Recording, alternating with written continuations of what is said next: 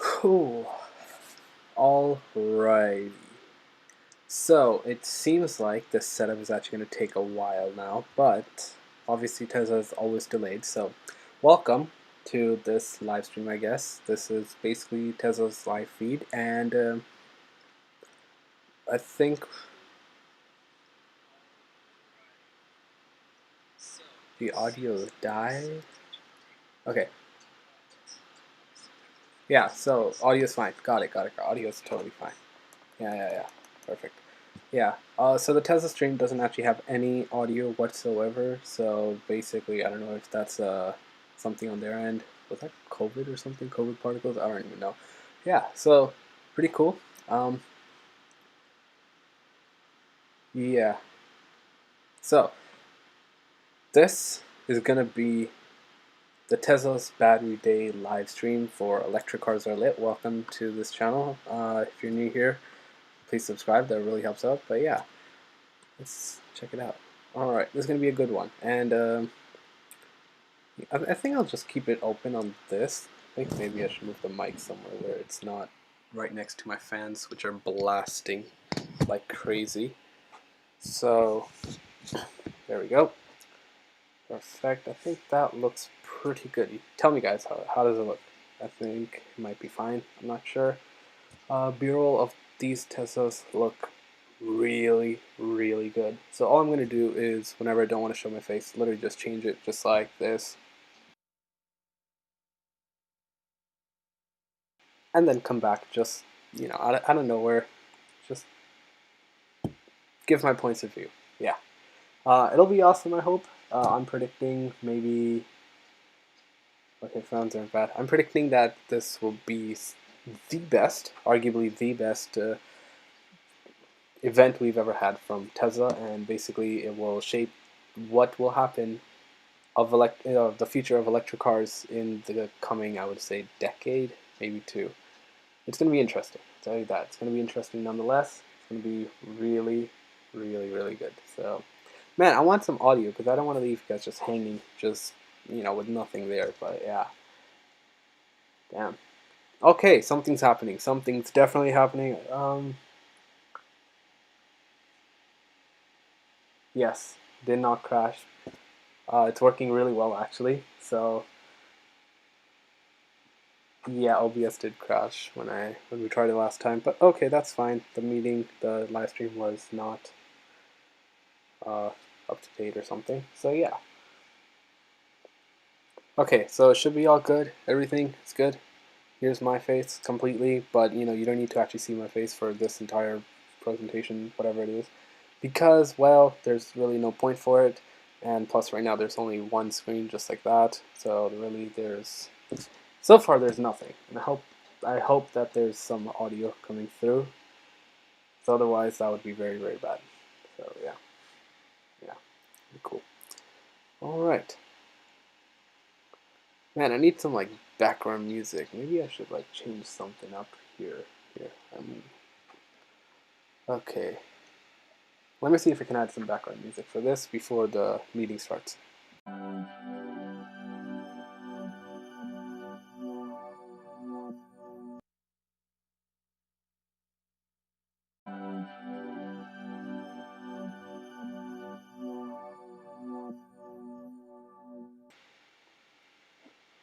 Alright, aperture light. Yes, I forgot actually. Some things happening. That was a glitch, I think. Aperture light. Yeah, my face is very dark. I see that. Maybe I should cover that as well. Slightly darker. Oh, that did nothing. There we go. Oof. Set this. How's that? Maybe too much in the shadow. Maybe here. Maybe there. Maybe let's keep it open. I think open. I like it open. Ah. Is that fine? I don't know.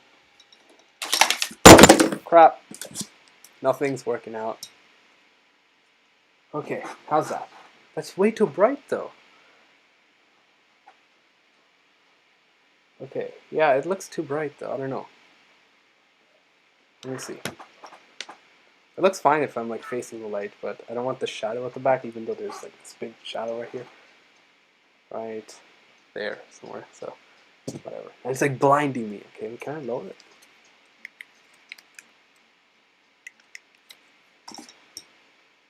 Too little? How's that? I think that's good. Nothing has actually started yet, so we're on our way, but nothing has actually started yet, so this is just gonna be pretty cool. Yeah, I know. Master Breaker. Okay. Capture moments before. Yeah, I know. I think this live stream also has a DVR, so I think everything is going to be recorded. If I watch this in 10 years in the future, I'm going to be like, what the hell was I even thinking? So yeah. Okay, I think I look okay though. I don't know. Doesn't really matter now. I've been streaming for like the past few minutes, so it's totally fine. Alright. 4 people, wow. I mean, for me, it's pretty good. Alright. Let's try... can't even try. Can I? What is a yes for? What does that mean? I need some context here. There's a delay.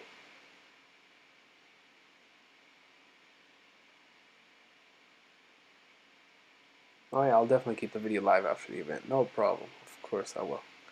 Well, surprisingly, there's nothing happening, so you know you can just see my lovely face for now or anything. Yeah, pretty cool. Maybe I should have added like background music to this. That'd be pretty cool. Don't have. I think I might have an audio track, but I don't want to mess something up. Because I can mess something up pretty badly sometimes. So yeah, let's just not touch it. All right, seems pretty good. Man, this MacBook camera is so bad though, gotta say. Okay, Q&A. I'm down, I don't care. There you go. How's that?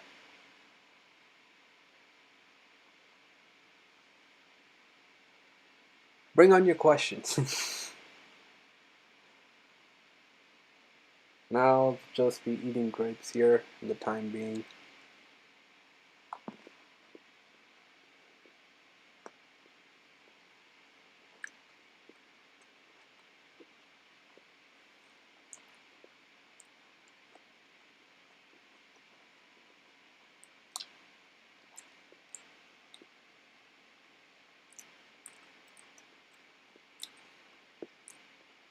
See, I don't want to miss when it can happen. Oh, my favorite tech of the year. Good.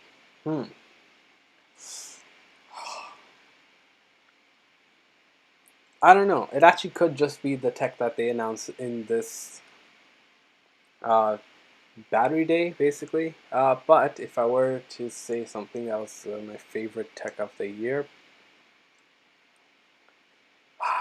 maybe the new Fold from Samsung. I think whatever it's called. I really like that. It's really cool. So yeah. Okay, so what are my expectations for the event? Yeah, my expectations are, like I said, I at least hope for it to be doubling in capacity if it's possible. I highly doubt that's possible, at least not yet. In the future, definitely 100%. But for now, something that is less in the line or in the terms of, doubling in capacity. I'm pretty sure they're going to have an increase in energy density on the pack level, so there's that. So, wow, what is happening? Okay. Oh, something's happening. Something's happening. Don't hear it.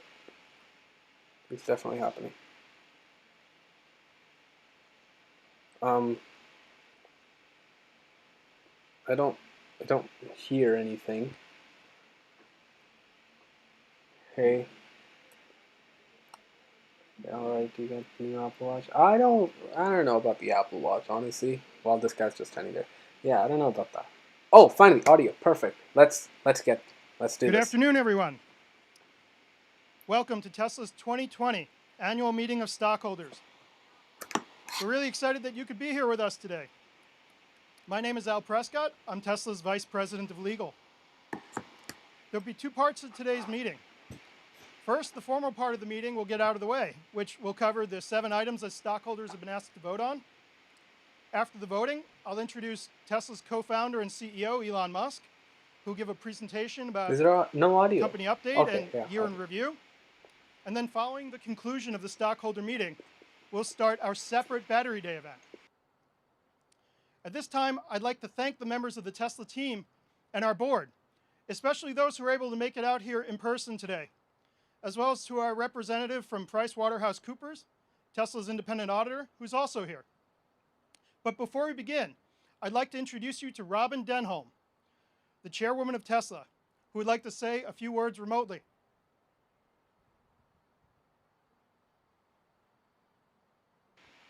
Yeah, I think the Plaid Model S and X would come. Oh my gosh. Okay. Thank you, Al. Hello, everyone, and welcome to the 2020 Tesla shareholder meeting. A special welcome to the many Tesla shareholders that have joined us today in person, as well as online from across the country and around the globe.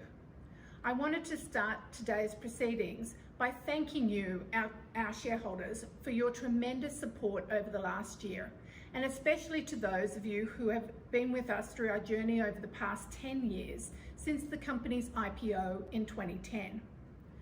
While we have stayed true to our mission of accelerating the world's transition to sustainable energy, in many ways, our company has evolved beyond recognition over the past decade, and that is a great thing. In fact, the pace of developments and the evolution of Tesla has further accelerated over the past 15 months since I last addressed you in June of 2019. You'll hear more about many of the specific achievements from Elon later in the agenda, but I would like to take this opportunity to thank all of our Tesla employees across the globe who have done a tremendous job of executing and staying focused on delivering for our customers and shareholders as the world has gone through one of the most challenging periods in our lifetimes. As a board, we have always taken a long-term view. We have made decisions and supported decisions made by the management team that may not have seemed obvious at the time, but are delivering and will continue to deliver breakthrough results. But it's also important to remember why we do this. As a company, we are focused on addressing one of the biggest environmental challenges of our generation: how to accelerate the world's transition to sustainable energy. The last year in particular has seen a tremendous increase in momentum in the movement to sustainable energy from both shareholders and the general public. So in addition to developing amazing clean transportation and energy products, we are doing our part by contributing the right facts and information to this important issue. And we released an extended version of our impact report in April of 2020. In this year's version, we have covered in great detail many areas that are important to our shareholders and our customers alike, such as our environmental impact, greenhouse and other noxious gas elimination, our supply chain efforts, especially in cobalt, and our culture and people focus. We hope that by continuing to put this data out there, we will underscore to the world the importance and impact that we are having as a company. Lastly, continuous feedback and input from our shareholders is essential for us to do our jobs, and I would like to thank you for your support in this regard.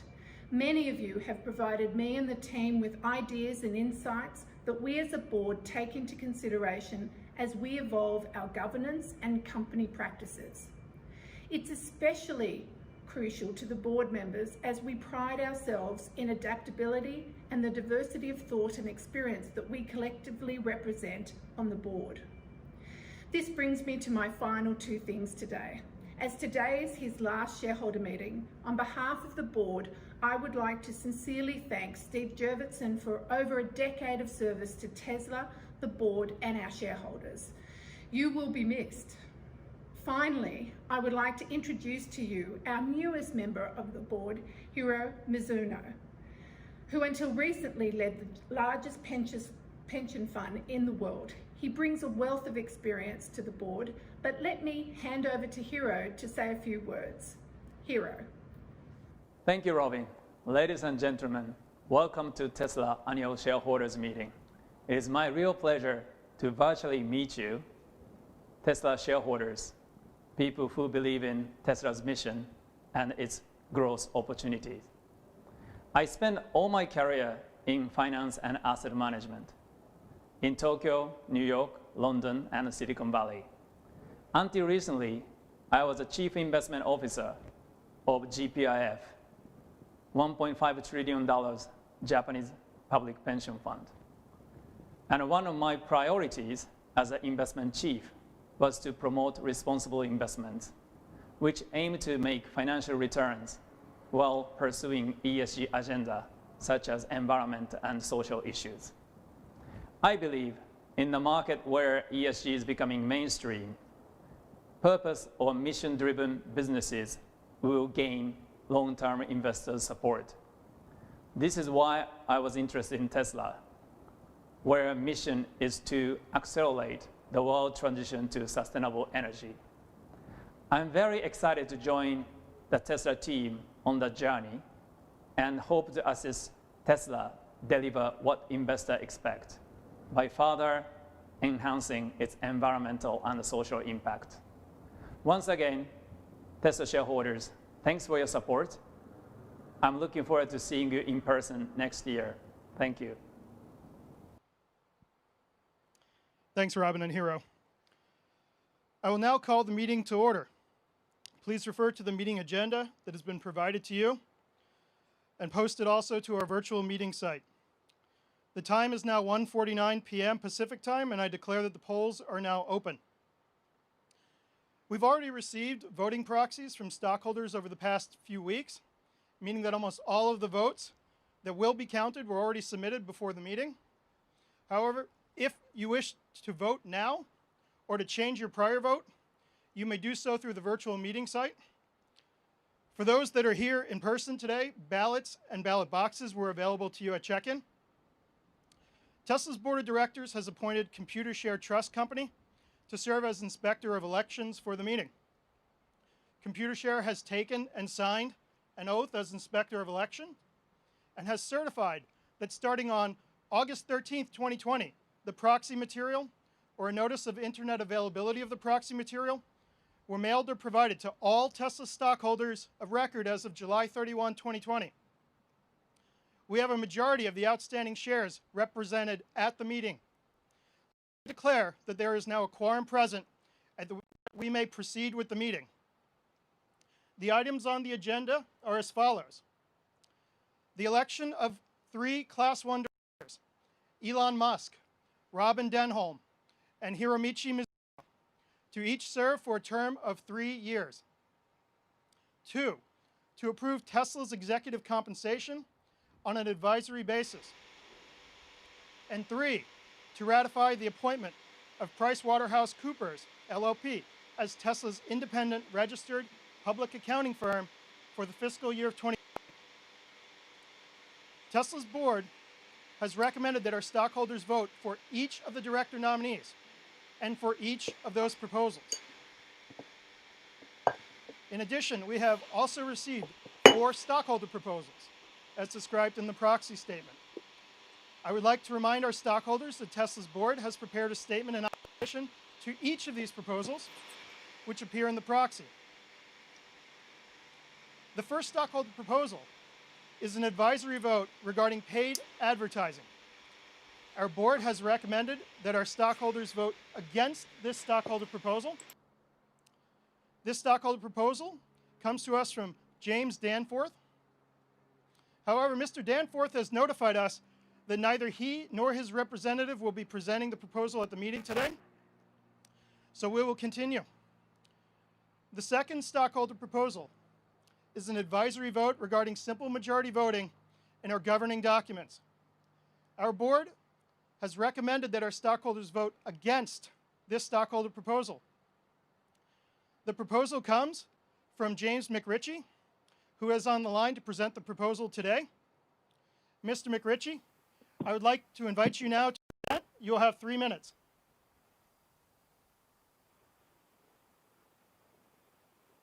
I'd like to thank the board for holding such an innovative hybrid meeting during these difficult times. Proposal number 5 basically asks for a majority voting standard to bylaw. I first introduced a proposal on this subject at the 2014 Tesla meeting. Supermajority provisions are generally used to entrench incumbent directors and managers.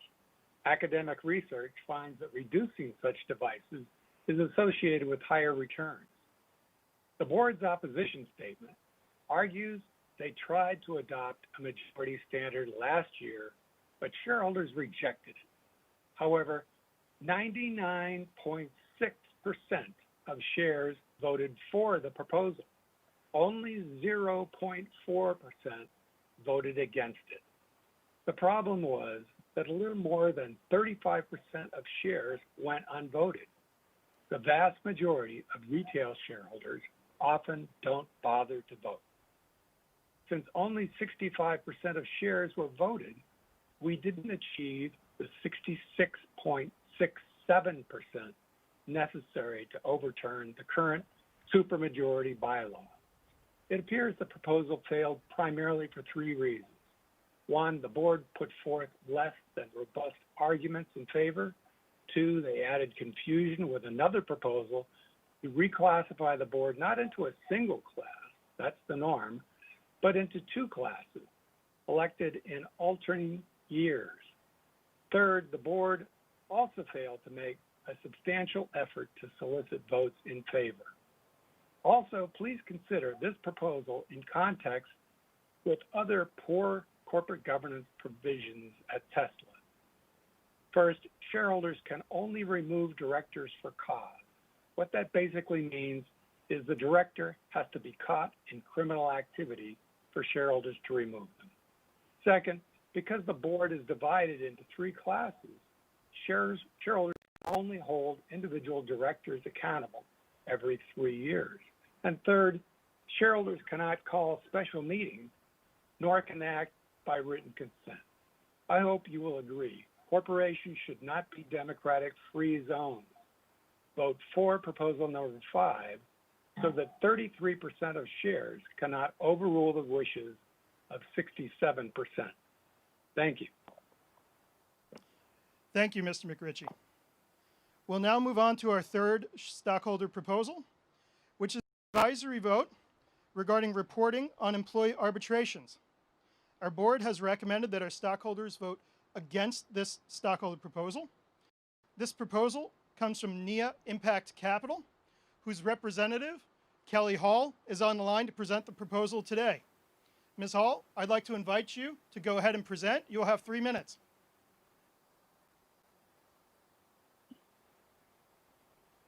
Hello, my name is Dr. Kristen Hull, and I'm the founder and CEO of NIA Impact Capital. I formally move proposal 6. Let me just say this. There are actually a lot of like Teslas over there. This is just going to be like a part of like the boring parts of this, so I think we could just skip it through, but it's a live stream, you can't really skip it, but yeah. That's a lot of Teslas, a lot of Ys, a lot of 3s. I think there are 3s on the right. Not sure. In its workplace, and on employees' ability to seek redress should harassment or discrimination occur. This proposal speaks to the widespread experience of discrimination in the workplace by Black, Latinx, and female employees, despite this discrimination being unlawful under the Civil Rights Act of 1964.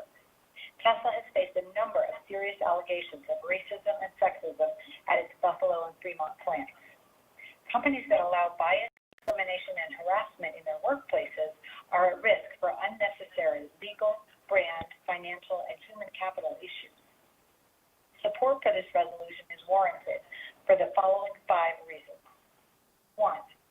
Research shows that companies benefit from diverse inclusive workplaces.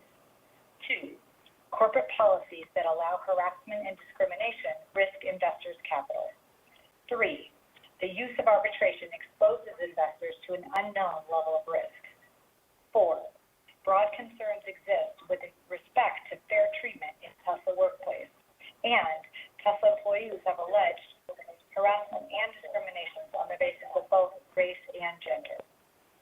Tesla, a company investors love for its innovation, leadership, and wise moat, is increasingly lagging behind its peers in its disclosure related to workplace diversity, equity, and inclusion. Unlike the forward-thinking and innovation in its extraordinary product line, Tesla has not shown proactive leadership in building a positive company culture or in addressing concerns about its workplace practices. In these material issues, Tesla lags behind its technology and automotive competitors. The use of arbitration... Man, I should really just go back to a Q&A, man. This is really getting really boring. So if you have any questions, bring it on. I'll try my best to answer them because this is just not working out. Seriously, it's not. Simply stated, arbitration allows bad corporate behavior, like bias, harassment, and discrimination to continue, hidden from employees and investors. To maintain Tesla's wide moat, it is essential that the board seriously assess the implications of the use of arbitration and that Tesla begin to take seriously the need to ensure a fair, equitable, positive, and inclusive workplace. Thank you. Thank you, Ms. Hall. Our fourth and final proposal is an advisory vote regarding reporting on human rights.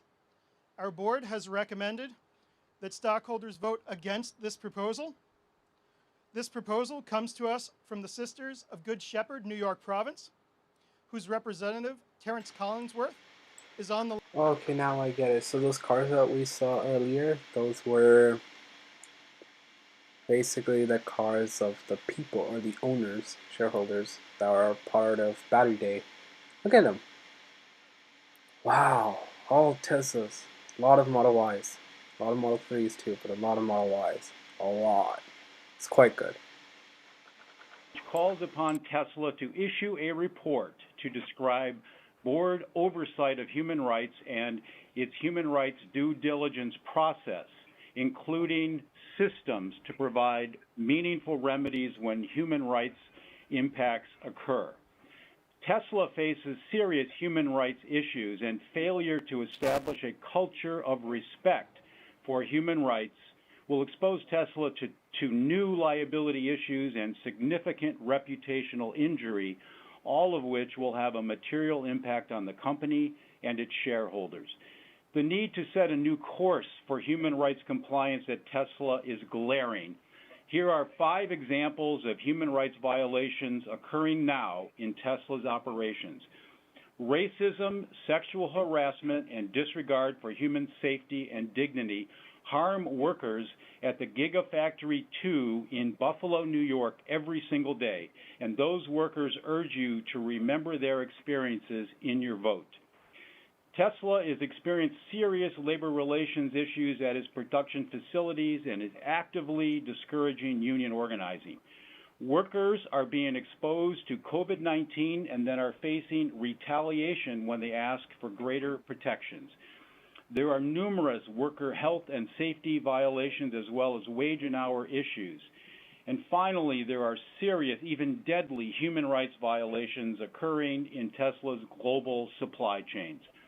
On this last issue, my organization brought the pending suit against Tesla for using cobalt mined in the Democratic Republic of Congo by young children. I personally met young boys who lost limbs or were paralyzed in cobalt tunnel collapses. Tesla sources cobalt from these very mines, and its claim to have, quote, zero tolerance for child labor in its supplier code of conduct is simply not true. Tesla is not only tolerating child labor in its cobalt supply chain, it is tolerating the death and maiming of young child miners. This demonstrates why the company must circle back and begin a process to report on its treatment of human rights issues as requested in this proposal. I think consumers will have zero tolerance for a company that is exposed as being indifferent to killing and maiming child miners. We are hopeful that Tesla's innovative spirit can be brought to bear on making human rights a priority at the company. For example, if Elon Musk cared about implementing a zero-tolerance child labor policy, instead of having a useless paper policy, Tesla could employ satellites or drones at every mine it sources from to actually monitor child labor. I encourage all Tesla shareholders to vote for Item 7, Human Rights Disclosure. Thank you for your attention. Thank you, Mr. Collinsworth. At this time, I'd like to thank our stockholders for all of their active participation in today's meeting and for those who just presented on the line. I'd also like to read some of the comments that have been submitted by you over the course of the meeting. The first comment comes from Michael Overbaugh. I take great pride in the fact that we haven't had to stoop to the level of what advertising represents to get where we are today. I'd hate to give in to that kind of temptation now when we're so close to becoming a household name that's based solely on our merit alone. But if assets do end up having to be set aside for marketing, I'd like to suggest that rather than shoving ads down the customers' throats, we establish some sort of hardcore nationwide campaign and event with the goal of getting as many people as possible behind the wheel of a Tesla for an introduction drive. It's well known how far just doing that alone goes to converting people into fans. 100% agree, but not but. And seats I'll give him a minute. by demonstrating that Tesla clearly has both the specs and the feeling. What more needs saying? Our second comment comes from the United Steelworkers on behalf of the Clean Air Now Coalition of Western New York by Sabrina Liu. Proposal, and it reads as follows. Proposals 6 and 7, up for vote this year, are the results of widespread concern about mistreatment of Tesla workers at U.S. factories and across the supply chain. It is clear that Tesla is not interested in addressing the harm they have caused to their workers, as their board is advising shareholders to vote against the proposal. We're urging all shareholders to vote in favor of Proposals 6 and 7. And on behalf of our workers at the United Steelworkers here in Western New York, and for Tesla employees across the country and across the global supply chain, while this doesn't repair the harm... Flat Earthers must be real mad right now. Globe. ...harm to children and communities forced into slave labor in the DRC, they represent steps towards a more just workplace at Tesla. This concludes all of the comments. Thank you all for your participation in the comments. We'll now have a final opportunity for any of you to submit proxies in order for them to be counted. So I'll pause and wait for a moment for you to do that.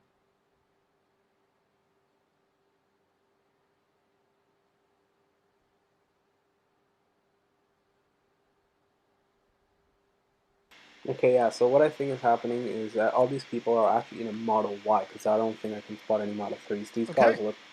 I declare that the polls are now closed. These cars look too high for that. And I think they're like Tesla Model Ys that have been produced, and they're just invited people to sit in them. Because I don't think those many Model Ys, those many people came in the Model Ys. I'm not sure. Could be. I'm not sure. Governing documents. After the final tabulation is completed, we'll formally announce the results of the voting by filing a Form 8K with the SEC within 4 business days of today. This now concludes the official business of Tesla's 2020 Annual Stockholders Meeting, which is now adjourned. Next, we will have a company update and a year in review presented by Elon, and then we will start our Battery Day event. During the course of those following sessions, we may discuss our business outlook and make forward-looking statements. Such statements are predictions based on our current expectations. Actual events or results could materially differ due to a number of risks and uncertainties, including those disclosed in our most recent 10-Q filed with the SEC. These forward-looking statements represent our views as of today. They shouldn't be relied on after today, and we disclaim any obligation to update them after today as well. We will now continue with the company update and year in review, and it's my pleasure to introduce Tesla co-founder and CEO, Mr. Elon Musk. Finally. Okay, well, that's how you're gonna... Yeah, honk. Of course. Amazing. Yeah, I'm gonna mute myself. Hey everyone. Well, I mean, this is definitely a new approach. We got the Tesla drive-in movie theater, basically. It's good to see everyone. It's a little hard to read the room with everyone being in cars, but it's it's the only way we could do it. So hopefully it's cool, and hopefully you can hear me. Can you guys hear me? Okay. All right, great. All right, well, thanks for coming. I think it's been an incredible year, and I'd like to thank you for your support through tough times, good times. It's been great. Really appreciate everyone who's put their hard-earned money into Tesla, and I think it's worked out pretty well. This has been a good year, and I think there's many good years to come. So I'll go through the sort of the shareholder presentation, I think, fairly quickly, because the sort of real main event here is Battery Day. So, really, I'm just going through a recap of what's happened over the past year or so. I think starting from in terms of our ability to create a factory, huge kudos to the Tesla Shanghai team for being able to go from literally a dirt pile to volume production in 15 months. It's like, damn. Yeah. Volume production. Volume production. So, and I think something that's really quite noteworthy here is Tesla is the only foreign manufacturer to have a 100% owned factory in China. So this is often not well understood or not appreciated, but to have the only 100% owned foreign foreign factory in China is a really big deal, and it's paying huge dividends here. So we really wouldn't have the results that we have had this year without the great efforts of the Tesla China team. So I'm super appreciative of that. And we'll see the Shanghai factory continue to scale quite a bit from where it is right now. I think we really could expect that to be, over time, a factory that produces over 1 million vehicles a year. Yeah, it's cool. So let's see. So volume, we also reached in the past year volume production of the Model Y, and this was the smoothest launch that we've ever had. So I think we're definitely getting better at new vehicle launches and building factories and scaling production. As you've heard me say before, it's the hardest thing is scaling production, especially of a new technology. It's insanely difficult. Making a prototype is relatively easy, and I think like what is the real achievement of Tesla in sort of car company terms? It's like it wasn't making sort of exciting prototypes. It was that Tesla was really the first company in about a century in the U.S., the first U.S. company in the U.S. to reach volume production and be sustainably profitable. Like the crazy thing is this has really not happened in 100 years. That's the actual super hard part. And we now have 4 vehicles in volume production, S3 XY. So also the toughest joke I think maybe ever. It was a very difficult joke to make. So we also introduced the lowest cost solar in the U.S. It's only $1.49 a watt, and we really just simplified the whole chain of the whole value chain.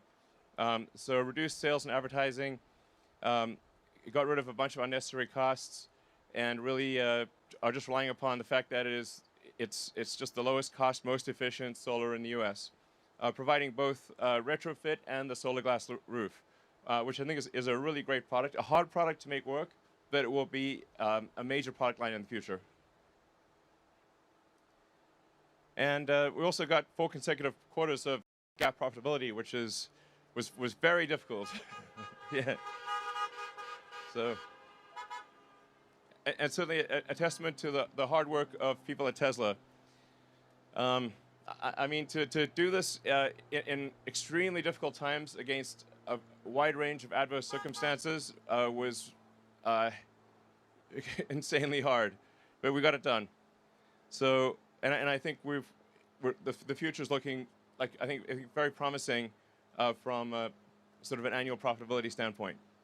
So, in order to achieve, in order to sort of do well financially, you really need economies of scale, and you need ideally the best technology. And I think we've had the best technology for a while, but now we are also achieving economies of scale. So, and we're also rapidly improving autonomy, which is a massive value add to each car. So, I think the value of Tesla is going to be like total, just on the vehicle side, total vehicles produced times the value of autonomy. That's a way to think about the future value of Tesla.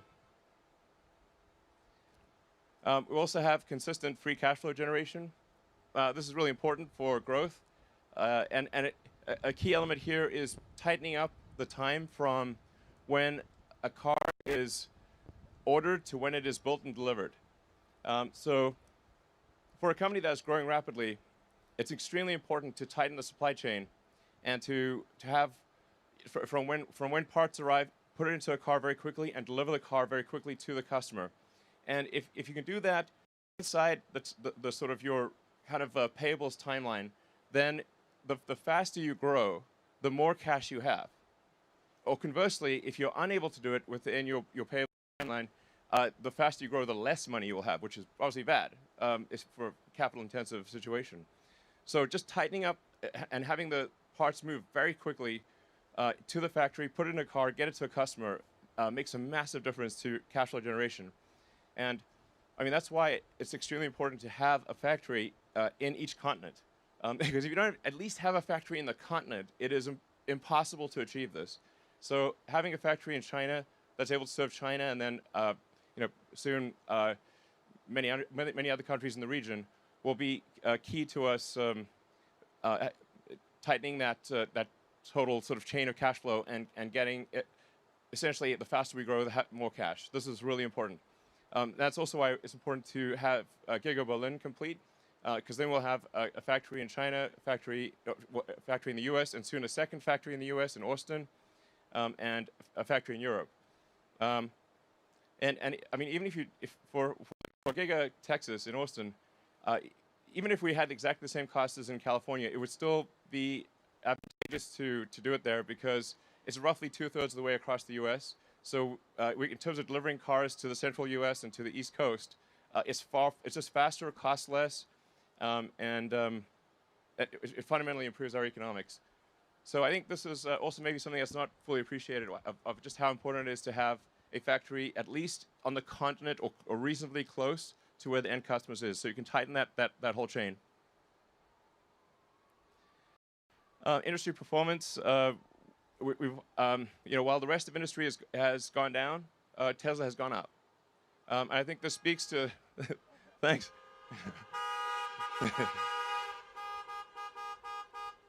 And so I'd like to thank all the customers for taking a chance on Tesla and buying our product, and really hope you're enjoying it. This is really, our sales, as Al was saying, really grow by word of mouth. So this is really, I think, a very pure, it's very pure in the sense that it's like, it's growing on the basis of existing owners recommending it to new customers. This is really, I think, a good way to grow. And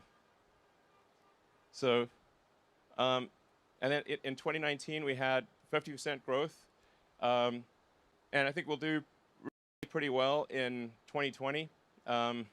Probably somewhere between 30 to 40% growth, despite a lot of very difficult circumstances. I mean, there's so many, pandemic, wildfires. It's like a whole bunch of difficult production issues.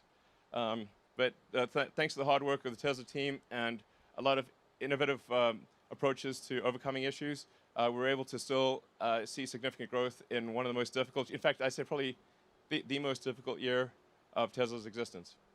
So, and we also published our extended impact report. At Tesla, we try very hard to do the right thing. If the right thing does not happen, it's just because we maybe made a mistake or weren't aware of it. But we always try to do the right thing to the best of our ability. And then we published the extended impact report to show, just a sort of a self-examination of, okay, what are we doing right? What are we doing wrong? What can we do better in the future? We're definitely trying to accomplish the most good. And so, if we occasionally make a mistake, we work quickly to fix it and do the right thing. So, it's worth looking at like the average life cycle emissions in the U.S. And just how much better a Tesla is or an electric car than any other than any kind of gasoline car. And what we'll talk about in the battery day is also just how much the grids around the world and actually, especially in the U.S., are greening. It's actually much faster than I think people realize. The U.S. is moving towards sustainable energy, and so as we move more and more to sustainable energy, then effectively you end up building the solar factories and the car factories themselves with solar. Over time you do, or with sustainable energy. Over time you'll even mine with sustainable energy, and eventually it will get to an effective emissions of 0. So that's where things will end up. Yeah. So we also have safety at the core of our design. The Tesla cars are the safest cars ever designed. We have the lowest probability of injury of any cars ever tested by the U.S. government, and that's just passive safety. When you add active safety into that, it's even better. So it's really, if safety is important to you, which obviously it is, the safest car you could drive is a Tesla. So I think some people aren't aware of this, but it's really safety is paramount. It is actually the #1 design objective when we build a Tesla is safety. Our factories are also becoming safer, and if you look at the sort of accidents per total vehicle made, it's dramatically better than in the past, and it's already better than industry average. We're confident we can get it to the best in the auto industry. Autopilot functionality continues to improve, and you can see it in the safety report that we publish every quarter. It's just getting better and better. The U.S. average for collisions is at roughly 2.1 per million miles, and with autopilot engaged, it's 0.3. I mean, this is a profound difference. It really massive, and this will get even better.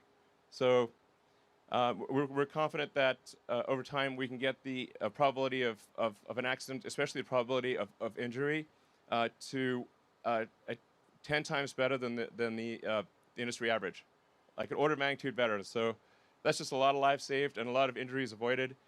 So that's a huge priority for us. On the autopilot front, I think it's kind of hard for people to judge the progress of autopilot. Like I'm driving. As a matter of course, I've always done this. I drive the bleeding edge alpha build of autopilot, and so I sort of have insight into what is going on. Previously, about a couple of years ago, we were kind of stuck in a local maximum. So we were improving, but like the improvements kind of started tailing off and just not getting where they needed to be. I call this sort of getting trapped in a local maximum. And so we had to do a fundamental rewrite of the entire autopilot software stack, and all of the labeling software as well. So we're now labeling in 3D video. So this is hugely different from previously where we were labeling essentially a bunch of single images from the 8 cameras, and they would be labeled at different times by different people.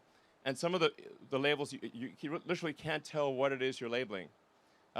So it basically made it sort of in some cases impossible to label, and the labels had a lot of errors.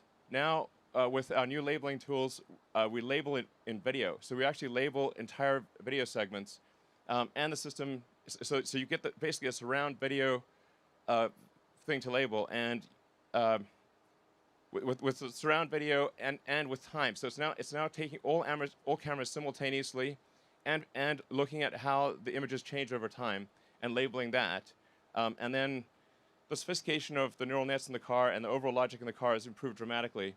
I think we'll hopefully release a private beta of Autopilot, or the full self-driving version of Autopilot, in I think a month or so, and then people will really understand just the magnitude of the change. It's profound. So yeah. Anyway, so you'll see it's just like a hell of a step change. But because we had to rewrite everything, labeling software, just the entire code base, it took us quite a while, and the sort of new sort of, I call it like 4D in the sense that it's 3 dimensions plus time. It's just taken us a while to rewrite everything, and so you'll see what it's like. It's amazing. Yeah, it's just clearly going to work. Tesla core competencies, we've got engineering, obviously. But also manufacturing. I think manufacturing is underappreciated in general, and the difficulty of designing the machine that makes the machine is vastly harder than the machine itself. So, the designing, like making a Model 3 or Model Y or Cybertruck prototype is really quite trivial compared to designing the factory that makes it. Especially if it's new technology and you want to use new manufacturing methods, it's just at least 10 to 100 times harder to do the factory than the prototype. And that's why you see a lot of companies out there or startups, they'll bring out a prototype, but they just can't get it over the hump for manufacturing, because manufacturing of new technology, especially, is the hardest thing by far. You know, like basically the prototype is is at best 10% of the difficulty and probably closer to 1%. And then software. Tesla is both a hardware and a software company.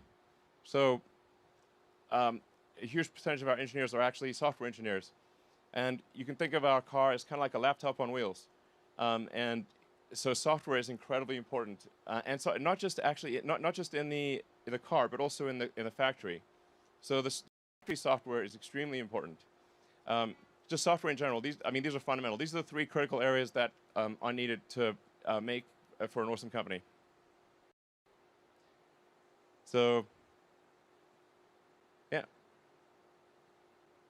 So we have now we'll soon have three new factories, incremental, on, well, we have one already, on 3 different continents. Shanghai, we're expanding to Shanghai with the second phase. Berlin is making rapid progress, and Texas is making even faster progress. So, yeah. With each factory, what we're trying to do is also improve the manufacturing technology. So, it's you know, in some cases, like the Model Y made in Berlin might look the same, but it actually is made in a much more efficient way. And yeah, we'll talk about that later in the battery presentation. Yeah, launched Megapack. It's a 3 megawatt-hours all-in-one energy storage solution. So it's been great overall. Yeah. All right. And I think that's basically Mac OS. Oh, amazing. All right. Thank you. All right. Well, thanks everyone for coming, and we'll be back in a little bit to go through the battery stuff. And there's a little bit more in addition to the battery stuff. We got a few extras as well. So I think you'll really like what we have to say on batteries. The battery stuff we're going to talk about is truly revolutionary and essential to Tesla's goal. The fundamental good of Tesla. It's like if you look back in history and say what good did Tesla do? The good will be to by how many years did we accelerate sustainable energy? That's like the true metric of success. It matters if sustainable energy happens faster or slower, and so that's really like how I think about Tesla and how we should sort of assess our progress. By how many years did we accelerate sustainable energy? And what we're going to talk about with batteries and a few other things will really explain how we're going to make a step change improvement in the acceleration of sustainable energy. Thank you.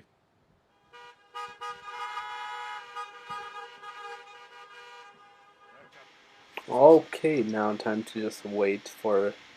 And now he's going to talk. Of course he is. Hi, folks. That was great. We're going to take a short break before we begin the Battery Day event. So stay tuned. If you're local and here in the audience today, you can feel free to get out of the cars and stretch your legs. But try to stay near the cars because we're going to begin promptly in a little bit. See you soon. In a little bit really just means like probably half an hour. Yeah, look at everyone getting into the cars. Yeah, I'm pretty sure the cars themselves are Tesla cars. And look, everyone's just walking around. Like, stay near your car. No one's staying near anyone's car, bro. Of course not. Wow. It's pretty cool. So, batteries. Batteries is going to be something really big. First of all, the presentation. Holy crap, man. What the hell is happening? What's in the top right corner? Yeah, it's like some sort of like a solar and then something. Wait, do they have power packs everywhere or something? Probably. Who knows? Just in case. But yeah. It's just... What? Oh well. It's kind of a mess.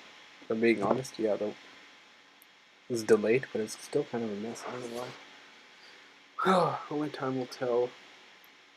So, yeah.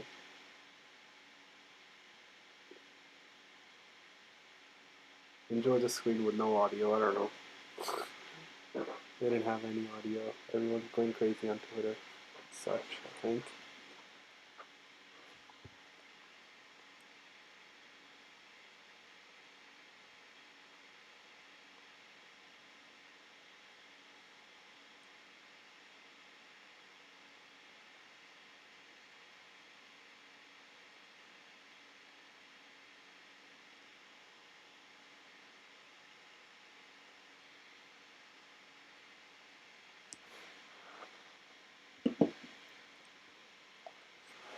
Whew. Yeah, I'm just gonna change screens to this, even though it makes no sense.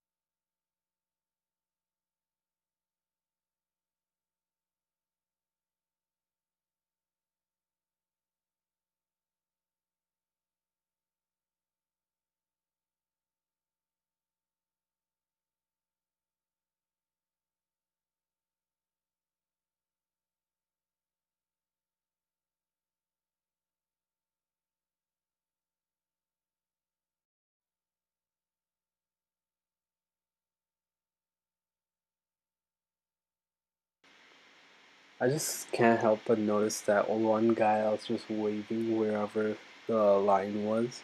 Was it the wires and everything? Yeah, pretty cool. Everyone's just talking to each other. There's really nothing to it. Pretty cool.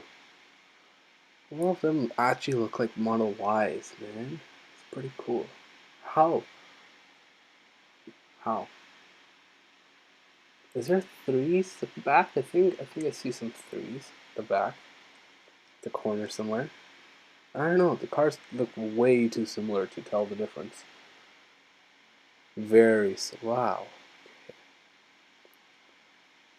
Honestly, I'm ready to have my mind blown, except that what, 5:30? It's getting dinner time now. Feels like it. So bright outside, but you can't see anything. This camera kind of sucks. MacBook Pro camera. Whack. Nothing's happening in the chat. I guess everyone's on break, I guess. Pretty cool. Alright. Not terrible. This is going to be a very long video. Wow. 1 hour, 15 minutes so far. That's long.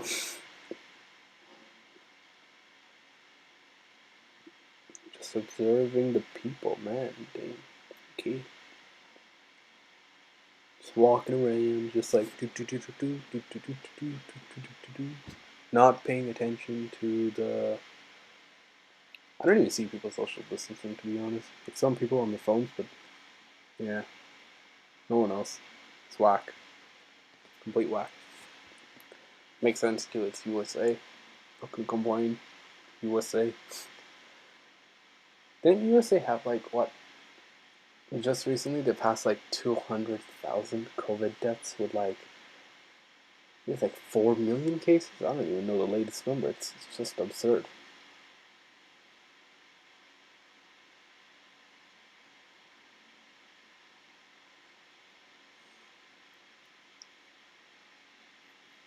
I will say one thing. The honking on a Tesla actually sounds pretty good. Saying that on record. Well, pretty cool. Oh, okay, so the bottom right corner, I know what that is. There's actually like stuff there. Like I think the Cybertruck is there. I think there's an ATV. Someone tweeted that, so that's fine.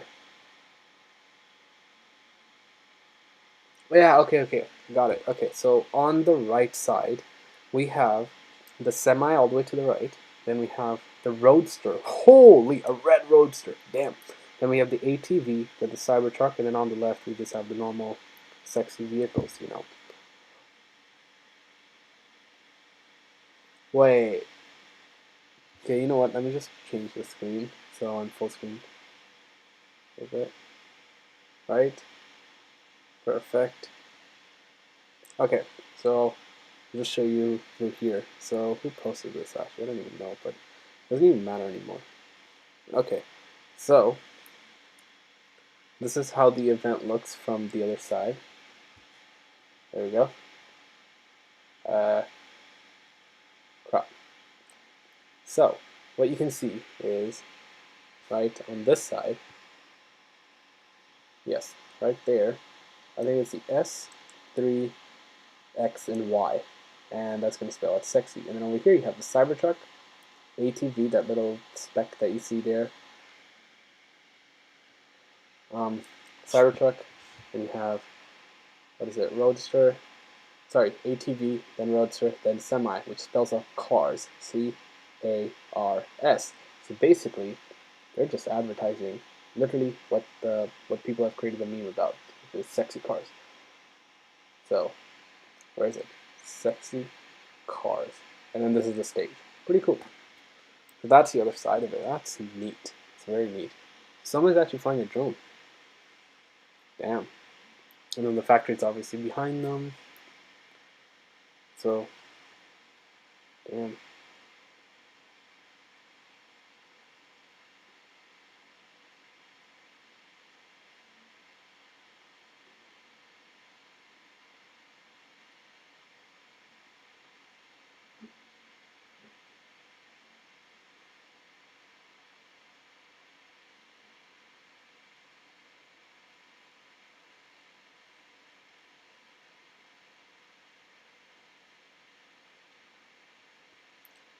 Okay, I just saw this on Twitter. Who posted this? Kevin, Tesla? Yeah. So, imagine this. Midway through the presentation, alright? Elon, okay, put on your seatbelts. The car will now take you to our destination. Or next destination. And then guests, mind blown emoji. Wow. Imagine if that was possible. Oh yeah, let me just change back the screen because now it's not needed. And then you can just view this. Like, look at all those cars right there. I do feel like if it was possible, you can probably do something with it. Okay, there we go. Yeah, they can just literally drive wherever they need to be, honestly. It's in their own private parking lot anyways. I don't know actually if this is going to be happening, but in each car, I'm pretty sure you can go on the center screen, watch the event there, although it'll be delayed, but it's possible. Oh, okay, yeah, they're just playing around with stuff, I guess.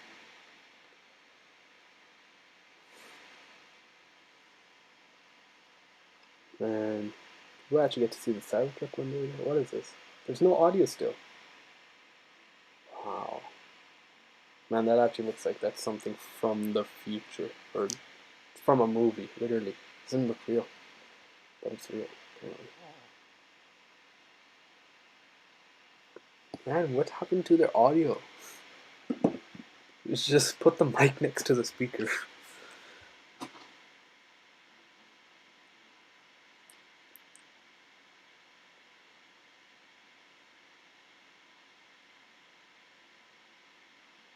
Let me bring the wire close enough.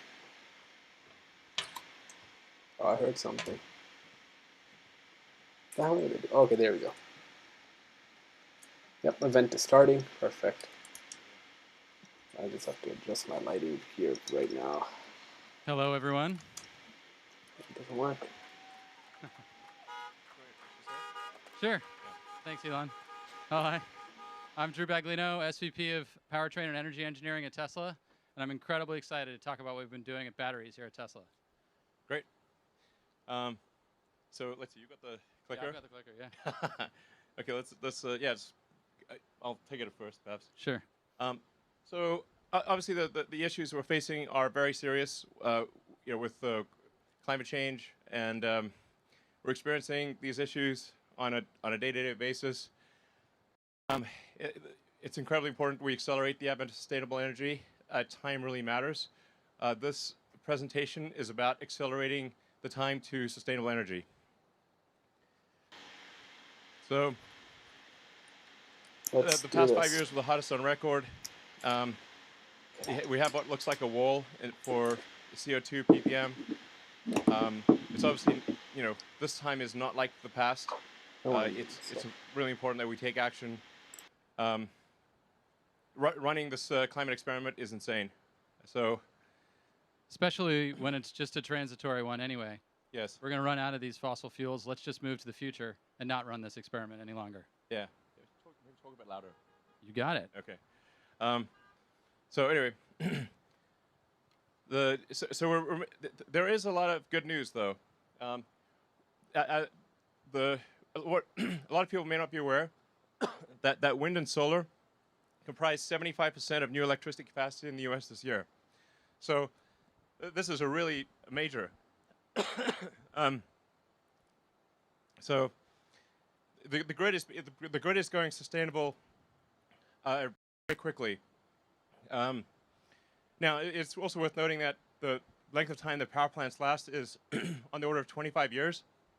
So even if 100% of energy generation was sustainable, it would still take 25 years to convert the grid. And it's also worth noting that in the past 10 years, power production from coal has dropped in half. So it went from 46% of electricity in 2010 to 23% in 2020. So this is a massive improvement. So good things are happening on a lot of levels. We just need to go faster.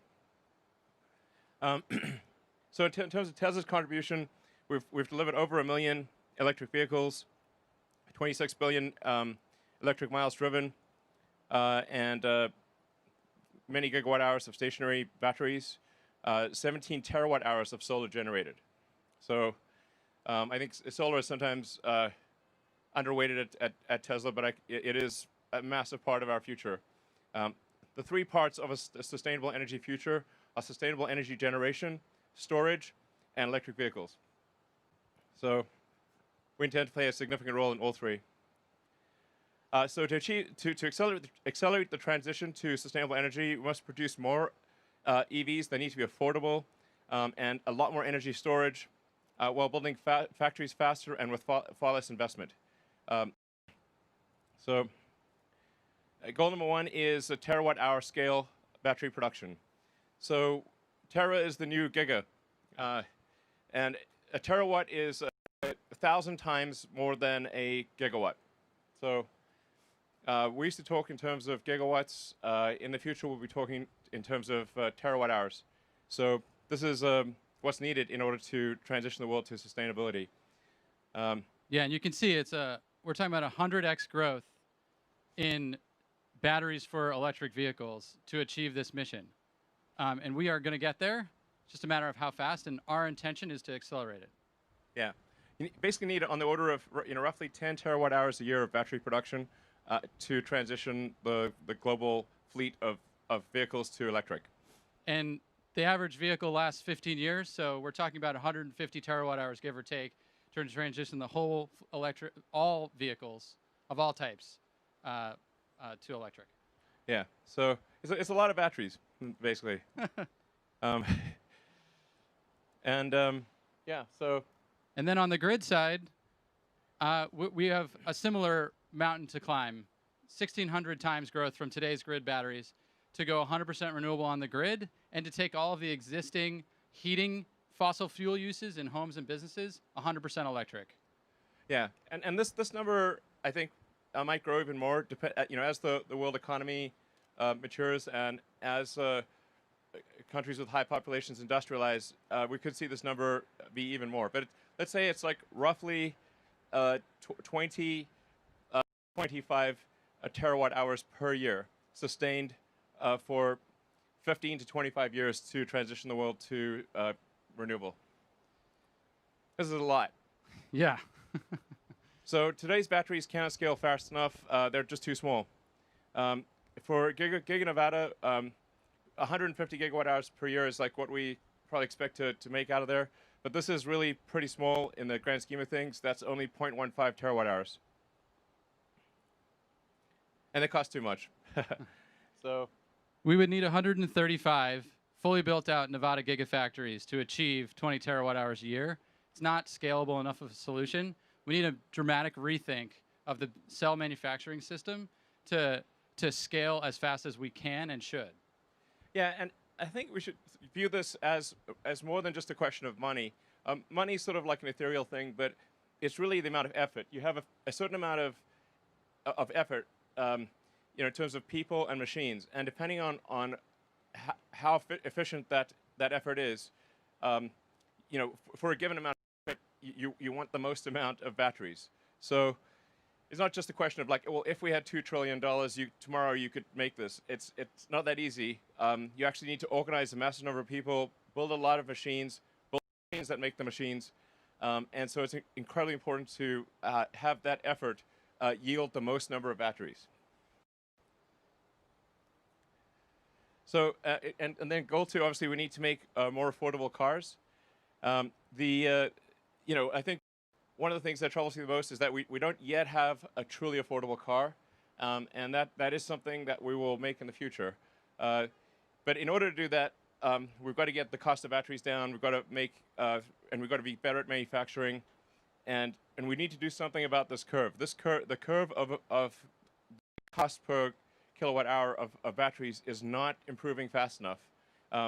So we've given this a lot of thought over many years to say, okay, how can we radically improve the cost per kilowatt hour curve? It's been somewhat flattening out actually in recent years. So early growth was promising, but you can see we're kind of plateauing.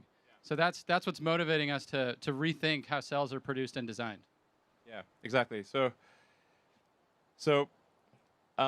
Yeah, and EV market share is growing, but EVs, still aren't accessible to all. And you can see, as Drew was saying, it's like starting to flatten out a little bit because the rate of improvement of the affordability of cars is just not fast enough.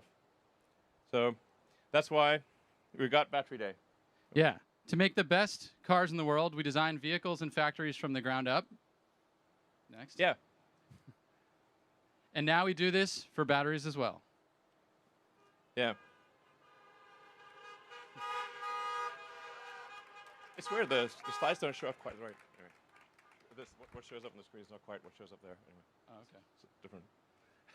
Yeah, I think it's because that's, yeah. No, that one's current, supposed to be current. Anyway. So let's get started. We have a plan to halve the cost per kilowatt hour. Yeah. And it's not a plan that rests on a single innovation, some research project that'll never see the light of day. It's a plan that has taken creative engineering and industrialization across every facet of what makes a cell into a battery pack, from raw material to the finished thing. And we're going to go through that plan with you today, step by step, and build up how we get to these goals and how we accelerate this transition and make our vehicles and our grid batteries more affordable. Yeah. I mean, we basically thought through every element of the battery, well, almost every element. There are a few more elements that we won't get to today, but we will get to in the future. Yes. So first, before we get too far into it, let's talk about what is in a battery cell. We've got the cap and the can, negative and positive terminals of the cell. When you open that cell, you've got a tab connected to those terminals, what we call the jelly roll, which is the wound electrodes on the inside. You can actually see what this looks like as you unwind it. This is over 1 meter long in a typical 70 cell. So it's quite a long winding process. And you can see the tab still there. And then, to explain what's actually going on here, we've identified we've got anode, cathode, separator, positive and negative terminal. Watch what happens as we, there we go, discharge the cell. Got lithium moving from anode to cathode, and then the reverse. When we charge the cell, anode moving from lithium moving from cathode to anode across the separator. This is the basic of what makes all lithium-ion batteries, whether they're no matter what the form factor is.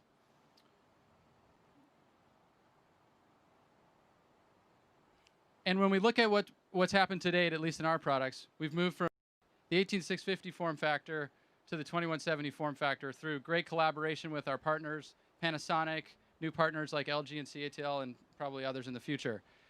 Actually, so a slight note on why is the one called the 18650, although not on the slide, versus the 2170, is that the first two digits refer to the diameter, and the second two digits refer to the length. So that helps explain why are these weird. What's up with these weird numbers? But like nobody could explain to me why there was extra zero. So I said, like, okay, well, we're deleting the zero that nobody can explain in future form factors. So that's why it's technically like the 18650 bizarrely. But going forward, it's the 2170 because we just got rid of the extra zero because it's pointless. And this was a evolutionary step, going from 1865 to 2170, bringing 50% more energy into the cell. But when we look to the ideal cell design, if we were to do it ourselves, we need to go beyond just what we're looking at us in front of us, and study the full spectrum of options. So as you can see, we kind of swept the key figures of merit, how much we can reduce the cost, and how much vehicle range increases as we change the outer diameter of the cell. We found a sweet spot somewhere around 46 millimeters. But it's not just about a bigger form factor. Like, anybody could make a bigger form factor. Any fool could make a bigger form factor. We not any fool. Yeah, exactly. There are problems as you make cells larger. In fact, supercharging and thermals in general become really challenging as you make bigger cells. And this was the challenge that our team set our sights on to overcome. And we did. We came up with this tabless architecture that maybe you've heard about, that basically removes the thermal problem from the equation and allows us to go to the absolute lowest cost form factor and the simplest manufacturing process. And this is what we mean when we talk about tabless. It's kind of a beautiful thing. Yeah, that's what these T-shirts mean, but it's very esoteric. It's like nobody could figure it out. But yeah, we basically took the existing foils, laser patterned them, and enabled dozens of connections into the active material through this shingled spiral you can see, with simpler manufacturing, fewer parts, 50 millimeter versus 250 millimeter electrical path length, which is how we get all the thermal benefits. Yeah, this is important to appreciate. Like basically the the distance that that electron has to travel, you know, is just much less. So you actually have a shorter path length in a large tabless cell than you have in the smaller cell with tabs. This is a big deal. So even though the cell is bigger, it actually has more power. The power to weight ratio is actually better than the smaller cell with tabs. This is, you know, again, like this is quite hard to do.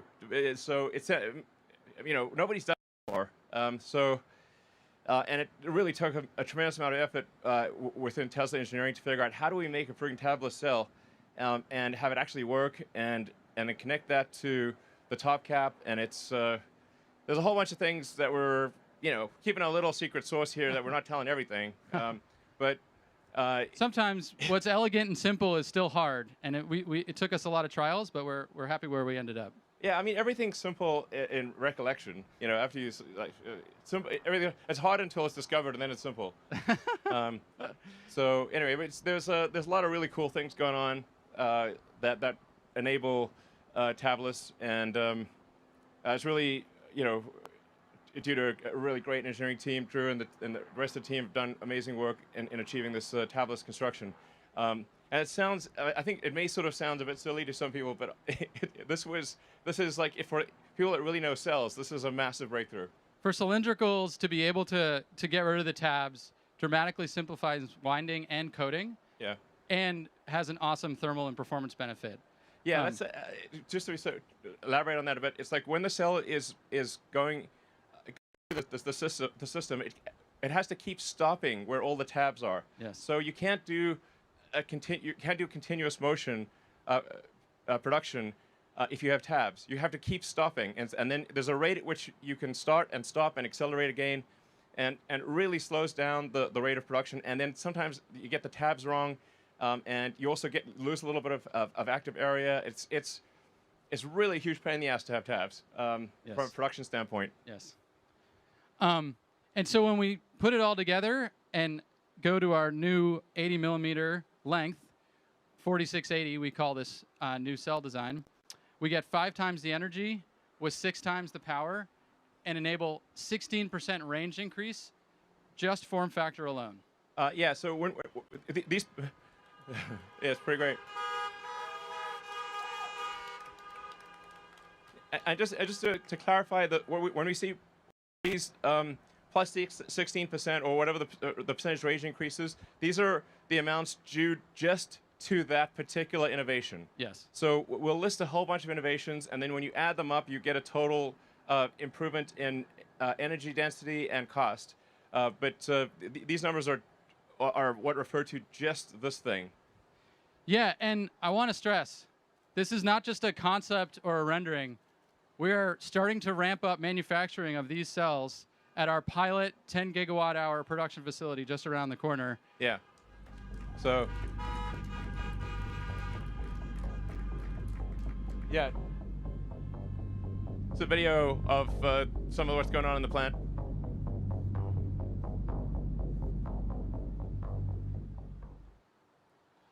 Now, I mean, to be clear, it will take about a year to reach the 10 gigawatt hour capacity. So this is important to appreciate. Like when you build a factory, there's a certain capacity that you design to, and then it takes some period of time to actually achieve that capacity. So I would say it's probably about a year before we get to the 10 gigawatt hour annualized rate with the pilot plant. And this is just a pilot plant. The actual production plants will be more on the order of maybe 200 gigawatt hours, maybe more over time. And thank you. But let's stack up everything we just saw at the cell level. So just the cell form factor change enables a 14% dollar per kilowatt hour reduction, just that cell form factor change. And now that you've been teased on this factory, we're going to go on and walk step by step through that factory and discuss a series of innovations there. When thinking about the ideal cell factory, we have inspirations behind us in the paper and bottling industry, where from humble beginnings, over a century of innovation has enabled scale, continuous motion, unbelievably low manufacturing cost. And when we think about the lithium-ion industry, which is really only in its third decade of high-volume production, it has so far to go to achieve similar scale and simplicity. And that was the inspiration that we brought to the team as we thought about how to marry cell design and manufacturing in the best possible factory. And let's talk a little bit about what's in a cell factory. First, there's the electrode process, where the active materials are coated into films onto foils. Then those coated foils are wound in the winding process we just talked about, where if you do have tabs, you have to start and stop a lot. Then the jelly roll is assembled into the can, sealed, filled with electrolyte, and then sent to formation, where the cell is charged for the first time, and where the sort of the electrochemistry is set and the quality of the cell is verified. And we set out at every step of this process to take that inspiration we just showed and think about how we make those processes fundamentally better and more scalable. And one of the most important processes is where it all begins, the wet process of the electrode coating. And just to give you all a sense of scale, I'm going to walk through what's in that wet process. You've got mixing, where the powders are mixed with either a water or a solvents for the cathode. That mix then goes into a large coat and dry oven, where the slurry is coated onto the foil, huge ovens, tens of meters long, dried, and that solvent then has to be recovered. You can see the solvent recovery system. And then finally, the coated foil is compressed to the final density. And when you're looking at this, you're like, wow, that's a lot of equipment for one step, especially when you consider that little speck next to the coating oven is a person. This is serious iron involved in making batteries. Wouldn't it be great if we could skip that solvent step, which is one of those dig a ditch and then fill it kind of things, where you put the solvent in and then take it out and recycle it, and just go straight to dry mix to coat. And that's what the dry process really is about. And in the most basic form, you can see it here on a bench top. Literally, powder into film. As simple as that. I mean, it's hard, actually, just to be clear. So, if this was easy, everyone would do it. So it's not like dry coating electrode is actually easy. It's actually very hard to do what appears to be a simple thing. And it's worth noting, like, we did acquire Maxwell as like a little over a year ago, I guess. And it's certainly a good company and everything, but the dry coating they had was like sort of, I would call, proof of concept.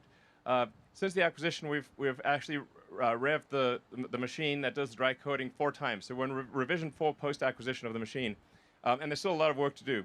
So I would not say this is like completely in the bag. There's still a lot of work to do, and as you go from like benchtop to lab to pilot to volume production, there are actually major issues that you encounter at every level. It's not like you make something work on your bench and bingo, now you can make a bazillion of it. Absolutely. It's insanely difficult to scale up. But if you do scale it up, what you saw before becomes this. Yeah. So you can see the motivation. A 10 times reduction in footprint, a 10 times reduction in energy, and a massive reduction in investment. But as Elon was saying, simple is hard. Yeah. Yeah, I mean, to be clear, I would like to not say that right now it's just totally working. It's close to working, but it's not, even now at the pilot plant level, it is close to working. Well, it's fair to say it does work, but with not a high yield. Yeah. So we're still ironing out the kinks, but we made tens of thousands of cells, thousands of kilometers of electrode. I mean, we are on the 4th generation of the equipment, so we've learned a lot along the way. Yeah. I mean, it is super demanding because every atom has its place if you want to deliver the energy density and the cycle life and the supercharging. Yeah. But we're confident that we will get there, but it's a lot of work along the way. There's a clear path to success, but a ton of work between here and there. Yep. So, but this is a really profound improvement. Again, for people that know battery manufacturing, this is gigantic. we'll probably be on machine revision 6 or 7 by the time we do large-scale production. The rate at which the machines are being improved is extremely rapid. Like literally every 3 or 4 months is a new rev. Yeah, and beyond the electrode, we continue to innovate on every other process step. So let's talk a little bit about assembly, which is next. The key to a high-performing assembly line is accomplishing processes while in motion, continuous motion, and thinking of the line as a highway, max velocity down the highway, no start and stop, no city driving. Exactly, no stoplights and traffic lights or anything. You want the highway. I want the highway. Yeah. And together with our internal design team that makes this equipment and designs this equipment, we coupled thinking about how to make the best cell with thinking about how to make the best equipment so that we could accomplish the fastest parts per minute rates on all of these tools. And through all of that development, we were able to get to the point where we can implement assembly lines, one line, 20 gigawatt hours, 7 times increase in output per line. And when you're thinking about scalability and pure effort, having one line be 7x the capability is just effort multiplying. Yeah. So. Yeah, you can sort of think about like the sort of the fundamental physics of a factory or something. Like, I think it's actually quite a lot like the rocket equation, where you've got basically in the rocket equation you've got exhaust velocity and then the log of the start to end masses. So it's basically saying, you know, how fast are things going and what percentage of the factory volume is doing useful work. And conveyance does not count as useful work. So only the value-added steps. Yeah, if you break the factory down into cubic meter sections, and say, or smaller, it could be like 1 liter sections, and say, is a majority of this volume doing useful work? You would be astounded at how bad most factories are. They're like maybe 2 or 3%, including our factory in Fremont. So I think it is possible to get to at least 10 times that volumetric efficiency. So more like 30% ish, maybe more, and be 10x better, which means the factory can be 10 times smaller. And then the other thing is how fast are things going through the factory. It's like speed and density. The faster you go, like if a factory that's moving at say twice the speed of another factory is equivalent to 2 factories basically, and the company that will be successful is the company that with 1 factory can accomplish what other companies take 2 or 3 or 4 factories to do. So this is what we're trying to do here is say, okay, how do we with 1 factory achieve what maybe 5 or even 10 factories would normally be required to achieve? And the vertical integration with the machine design teams at Groman and Hybar and others allows us to really accomplish that because we don't have all these edge conditions between one piece of equipment and another. We can design the entire machine to be one machine and remove all of these unnecessary steps. Yeah, I mean, basically Tesla is aiming to be the best at manufacturing of any company on Earth. This is the thing that's actually most important in the long run. I think, just from a company standpoint and from basically achieving sustainability as fast as possible, but I think also for long-term competitiveness, eventually every car company will have long-range electric cars. Eventually every company will have autonomy. I think, but not every company will be great at manufacturing. Tesla will be absolutely head and shoulders above anyone else in manufacturing. That is our goal.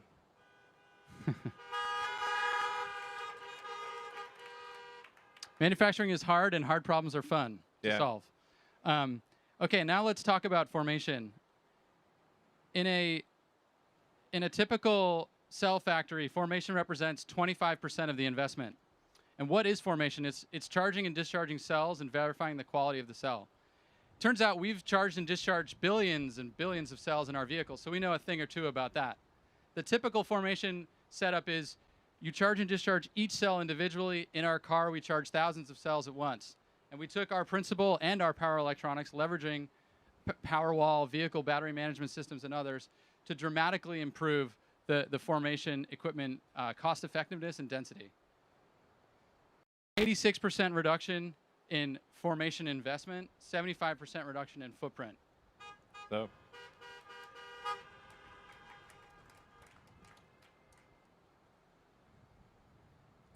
You want to take this one? Sure. So essentially, what this translates to, based on what we know today, is about a 75% reduction in the investment per kilowatt hour or gigawatt hour. It's just basically 4 times better than the current state of the art to the best of our knowledge.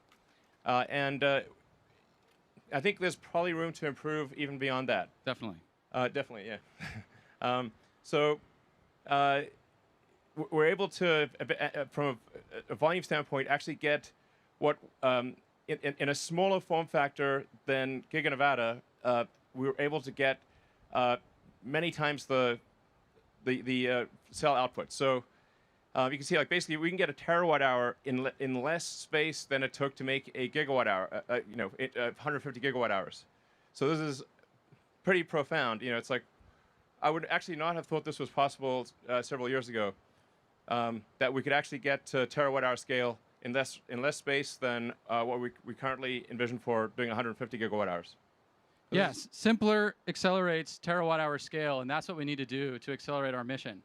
And you know, as Elon said, we're going to try to even improve on this as we push towards our goals, which are. Yeah. So this is just for. This is just talking about Tesla internal cell production. As I tweeted out earlier, we will continue to use our cell suppliers, Panasonic and LG and CATL. And so this is 100 gigawatt hours supplemental to what we buy from suppliers. Yeah, essentially, this does like reduce our weighted average cost of a cell because it allows us to make a lot more cars and a lot more stationary storage. And then long term, we're expecting to make on the order of 3,000 gigawatt hours or 3 terawatt hours per year. I think I think we've got a good chance of achieving this before 2030, but I'm highly confident that we could do it by 2030. When you look at the size of that factory on the previous page, it really shows how enabling all of these advancements are in achieving a 3 terawatt hour goal by 2030. And not only is all of that manufacturing innovation fantastic for enabling scale, it's also an additional 18% reduction in dollar per kilowatt hour at the battery pack level. But wait, there's more. But wait, there's more. Yeah. So we have a manufacturing system. We've got a cell design. What are the active materials we're going to put in that cell design? Let's talk about the anode first. Let's talk about silicon. Why is silicon awesome? It's awesome because it's the most abundant element in the Earth's crust after oxygen, which means it's everywhere. It's sand. Yeah. Sand is silicon dioxide. Yeah. And it happens to store 9 times more lithium than graphite, which is the typical anode material in lithium-ion batteries today. So why isn't everybody using it? The main reason is because the challenge with silicon is that it expands 4x when fully charged with lithium. And basically, all of that expansion stress on the particles start cracking, they start electrically isolating, you lose capacity, the energy retention of the battery starts to fade, and it also gums up with a passivation layer that has to keep reforming as the particles expand. Yeah, basically, with silicon, the cookie crumbles and gets gooey. That's basically what happens. Good analogy. Yeah. And current approaches to solve this, which exist, I mean, we have silicon in the cars that you're all in right now, are involved highly engineered, expensive materials in the scheme of things. Now, they're still great, and they enable some of the benefits of silicon. They just don't enable all of it, and they're not scalable enough. And you can see some of the things that maybe you've heard of, SiO, silicon with carbon, or silicon nanowires. I mean, that's kind of the space right now. What we're proposing is a step change in capability and a step change in cost. And what that really is to just go to the raw metallurgical silicon itself. Don't engineer the base metal. Just start with that and design for it to expand in how you think of the particle in the electrode design and how you code it. Yeah, I'm not sure if you saw this. Basically, $1 per kilowatt hours. Yeah. Basically, if you use simple silicon, it's dramatically less than even the silicon that is currently used in the batteries that are made today. And you can use a lot more of it. The anode would cost, with this silicon, and the anode costs $1.20 a kilowatt hour. Yeah. And how does it work? start with raw metallurgical silicon, stabilize the surface with an elastic ion conducting polymer coating that is applied through a very scalable approach. No like chemical vapor deposition, no highly engineered high capex solutions, and then integrated into the electrode through a robust network formed out of a highly elastic binder. And in the end, by leveraging this silicon to its potential, we can increase the range of our vehicles by an additional 20%, just this improvement. Yeah, it gets cheaper and longer range.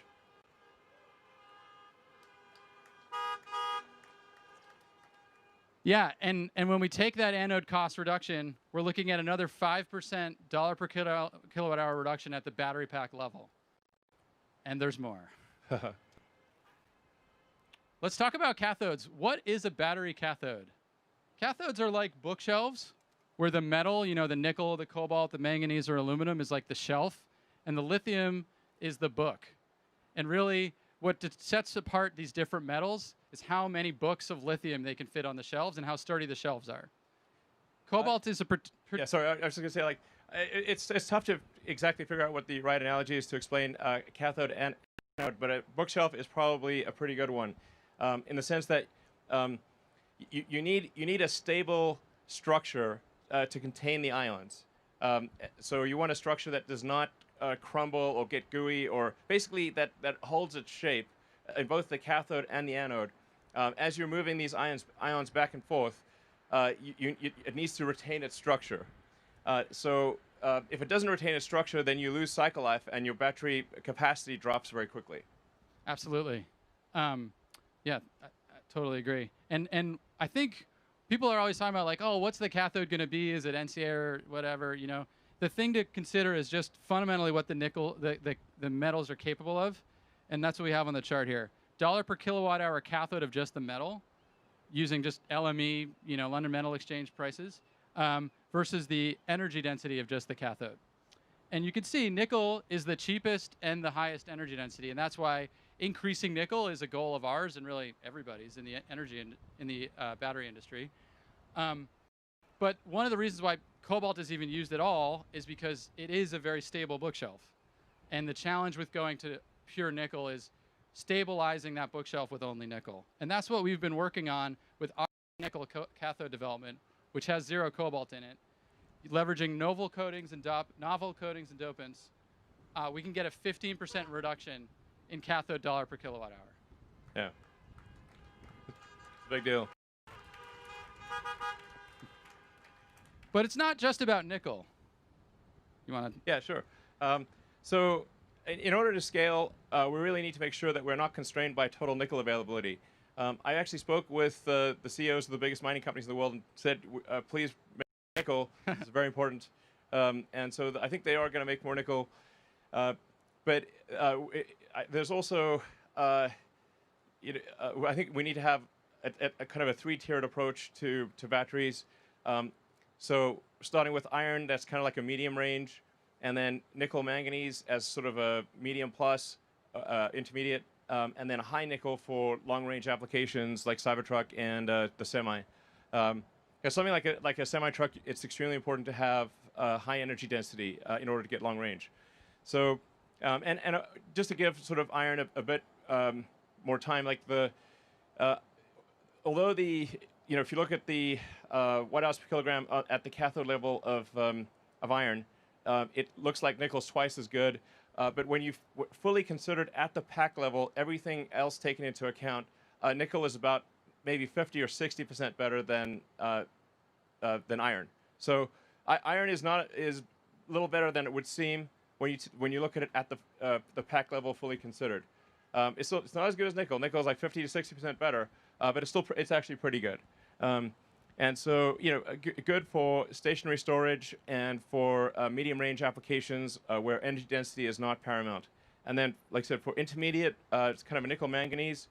And it's relatively straightforward to do a cathode that's 2/3 nickel, 1/3 manganese, which would then allow us to make 50% more cell volume with the same amount of nickel.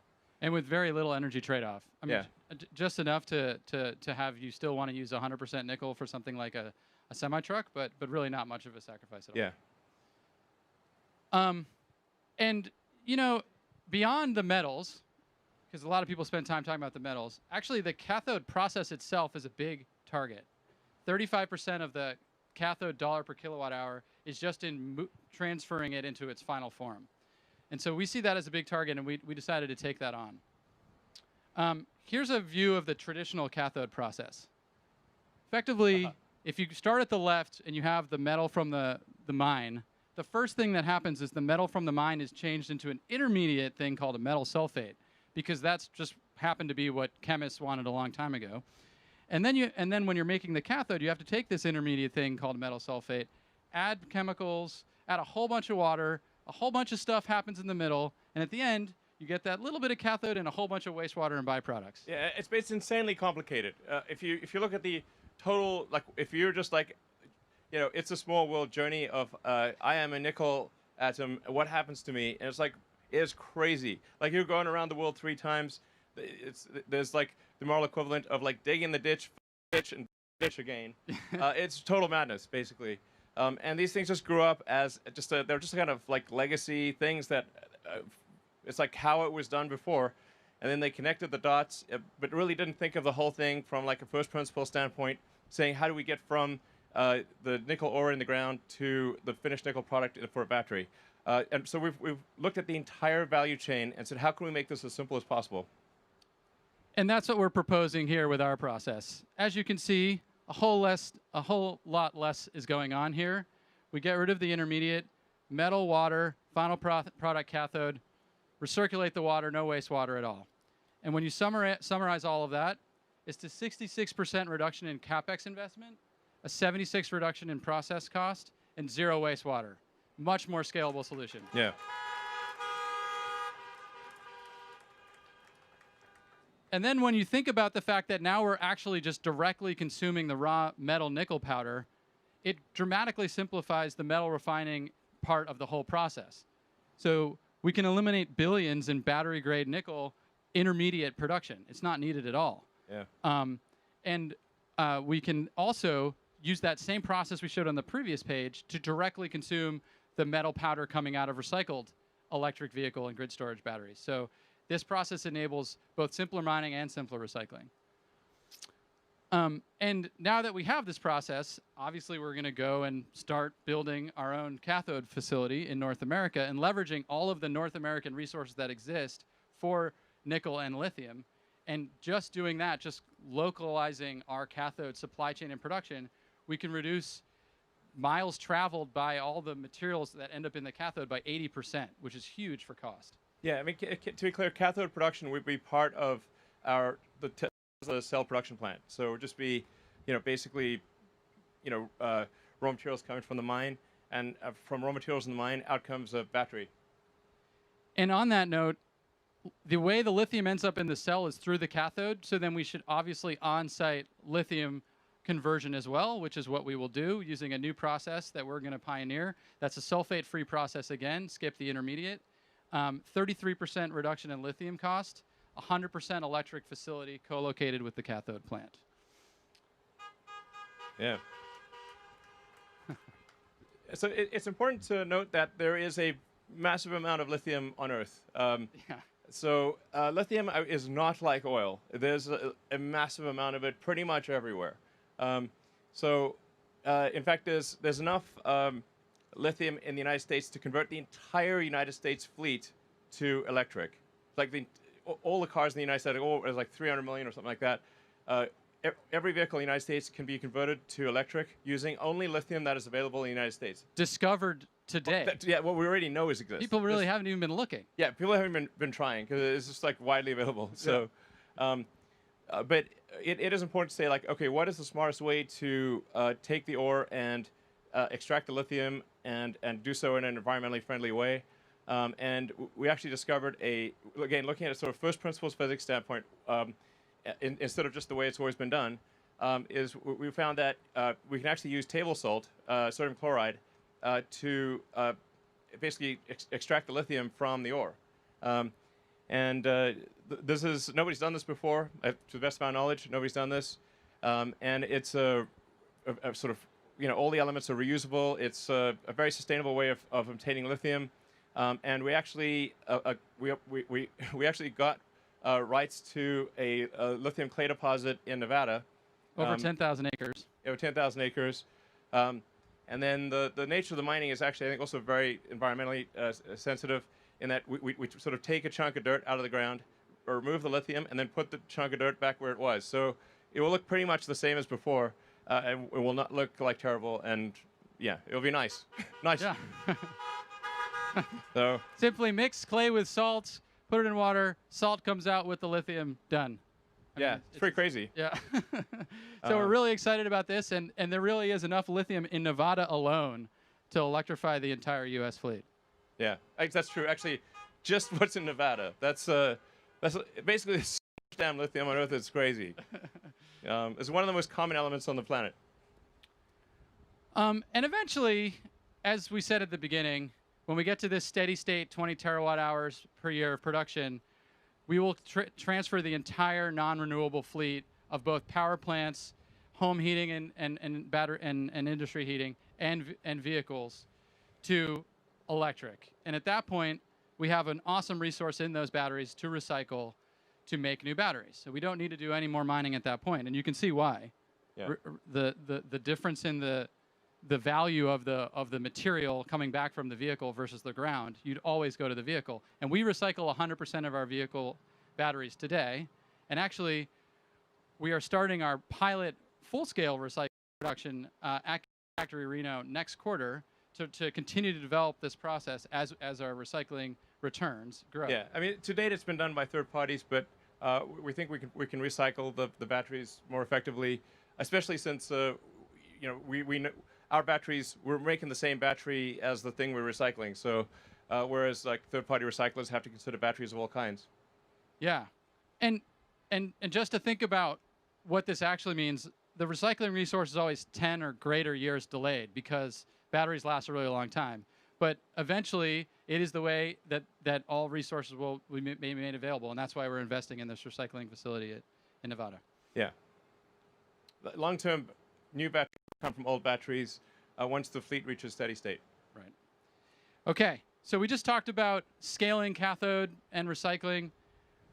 All benefits that you just saw are added to this benefit of a 12% reduction in dollars per kilowatt hour at the battery pack level. Almost at our halve the cost goal, but there's one more section. Take it away, Elon. Great.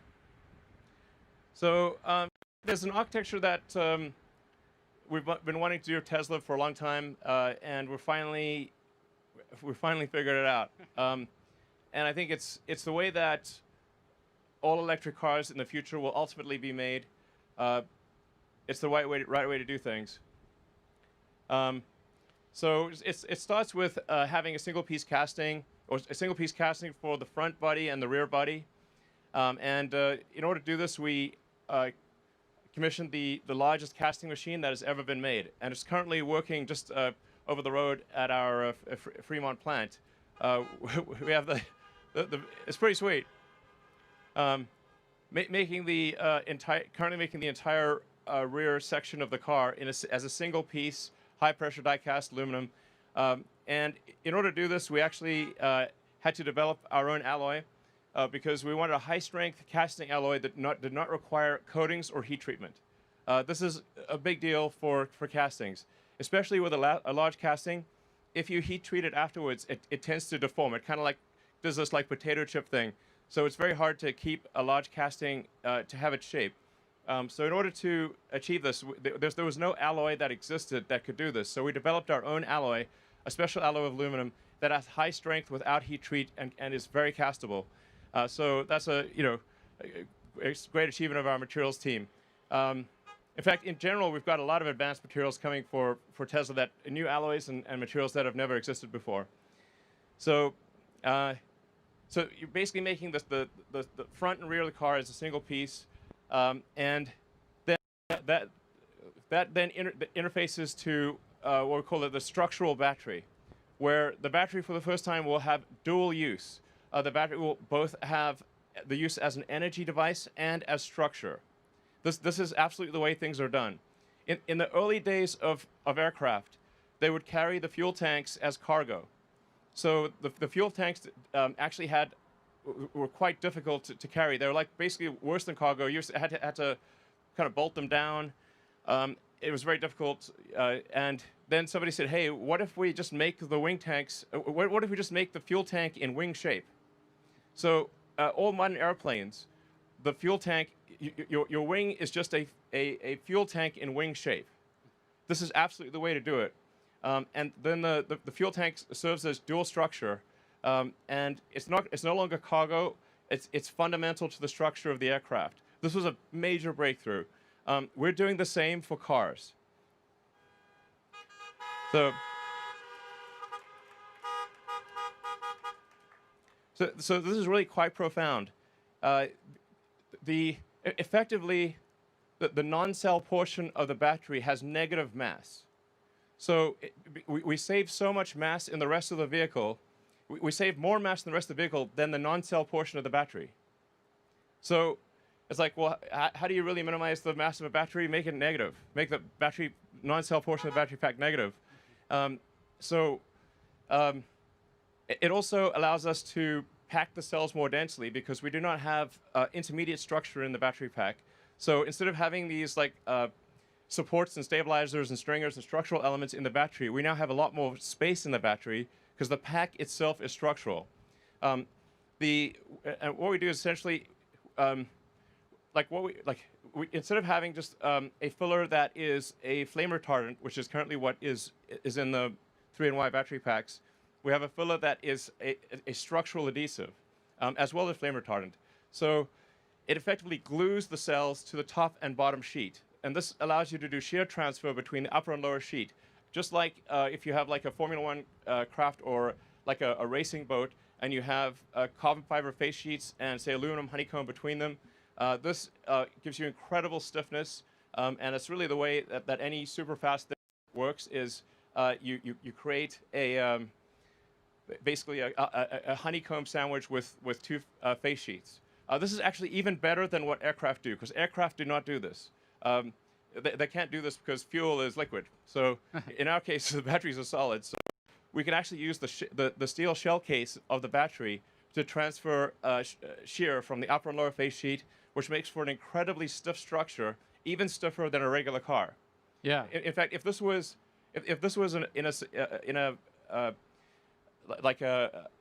a convertible that had no upper structure, it would be stiffer than that convertible would be stiffer than a regular car. So it's just really really major. So it improves the mass efficiency of the battery, and then those castings are also quite important because you want to transfer load into the structural battery pack in a very smooth, continuous way, so you don't put arbitrary point loads into the battery. So you kind of have to, you want to sort of feather the load out from the front and rear into the structural battery. It also allows us to to move the cells closer to the center of the car, because we don't have the in the top one we've got that sort of all the supports and stuff. So the volumetric efficiency of the structural pack is much better than a non-structural pack, and we can actually bring the cells closer to the center, and because they're closer to the center, it reduces the probability of a side impact potentially contacting the cells, because it has to go, any kind of side impact has to go further in order to reach the cells. It also improves what's called the polar moment of inertia, which is that you can think of like when there's ice skater, arms out or arms in. Arms in, you rotate faster. So if you can bring things closer to the center, you reduce the polar moment of inertia, and that means the car maneuvers better. It just feels better. You don't want to know why, but it just feels more agile. So it's really cool. This is really major. Like I said, so 10% mass reduction in the body of the car, 14% range increase, 370 fewer parts. So, I mean, I really think that long term, in any cars that do not take this architecture will not be competitive. And it's not just at the product level a better product, but in the factory, it's a massive simplification. You saw the part removal. It's casting machines. It's the structural battery pack. So we're looking at over 50% reduction in investment per gigawatt hour, 35% reduction in floor space, and we'll continue to improve that as we make the vehicle factory of the future. So is major improvements on all fronts, from the cell all the way to the vehicle. And in addition to the improvements we just said on enabling additional range and improving the structural performance of the vehicle, it is worth another 7% dollar per kilowatt hour reduction at the battery pack level, bringing our total reductions now to 56% dollars per kilowatt hour. Yeah.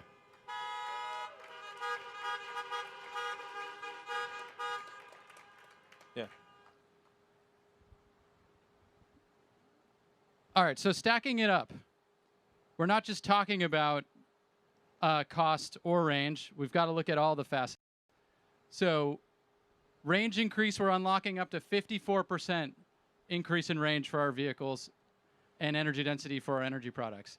56% reduction in dollars per kilowatt hour at the battery pack level, and a 69% reduction in investment per gigawatt hour, which is the true enabler when we talk back about how do we achieve this scale problem here. Yeah. And yeah, so I think it's pretty nice that investment per gigawatt hour reduction is 69%. I mean, who would have thought? Yeah, just happened to happen out that way. Yeah. I mean, 0.420%, of course. Yeah, so what this enables us to do is achieve a new trajectory in the reduction of cell cost. And now, to be clear, it will take us probably a year to 18 months to start realizing these advantages, and probably to fully realize the advantages, probably it's about 3 years or thereabouts. So, you know, it's not like if we could do this instantly, we would. But it's really, I think what this bodes for, it just really bodes well for the future, and means that the long-term scaling of Tesla and the sustainable energy products that we make will be massively increased. So, you know, what tends to happen as companies get bigger is things tend to slow down. Well, actually, they're going to speed up. And they have to speed up if we're going to accelerate the transition to sustainable energy. Yeah. I mean, long term, we want to try to replace about, at least 1% of the total vehicle fleet on Earth, which is about 2 billion vehicles. So long term, we want to try to make about 20 million vehicles a year.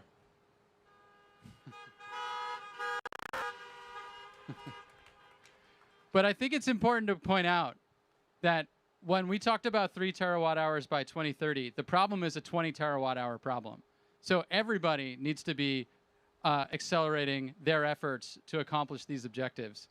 Doesn't matter where you are in the value chain, there is a ton to do. You need to rethink from first principles how you do it so that you can scale to meet all of our objectives. Yep. And Elon? Sure. What does this mean? What does it mean for what does this mean for our future products? We're confident that long term we can design and manufacture a compelling $25,000 electric vehicle.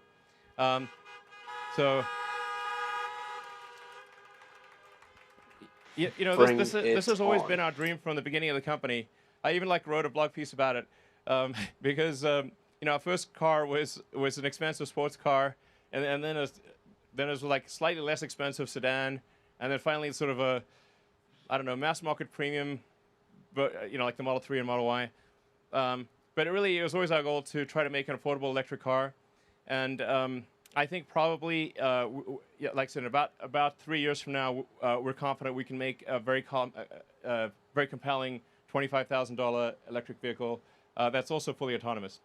And when you think about the $25,000 price point, you have to consider how much less expensive it is to own an electric vehicle. Yeah. So actually, it becomes even more affordable at that $25,000 price point. Yeah.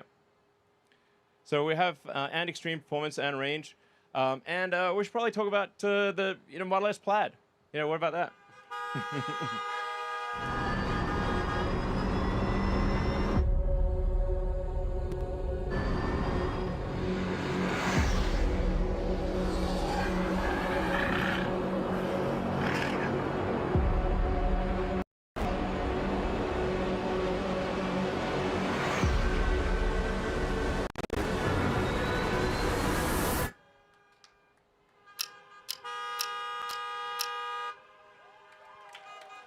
Take that, Lucid. Take that. So, Take yeah, anyway, that. we took the latest plat out to Laguna Seca on Sunday. It got a minute 30, and we think probably there's another 3 seconds or more to take off that time.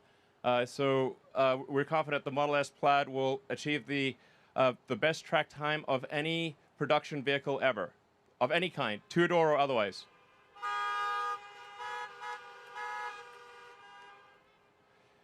And you can order it now, and it's available basically end of next year. So, and now we'll move to Q&A. Absolutely. So we'll invite a few people on stage. Come on up, team.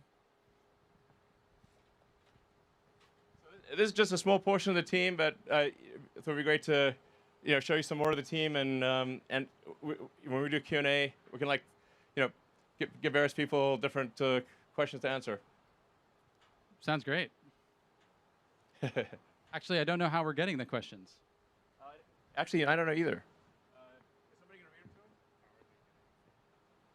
to him? Okay, well, you could just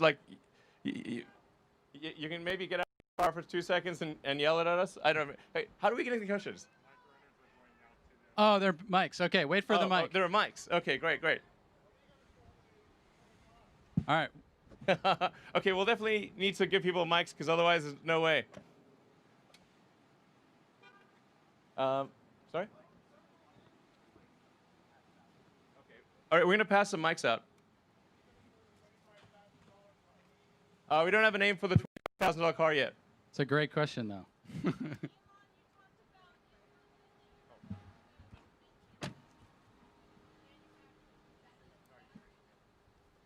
Yes, we will be manufacturing cells in Berlin. Yep. Thermal management system? For homes. Oh, you mean like the home HVAC? Yeah, that's a pet project that I'd love to get going on. I don't know, maybe we'll start working on that next year.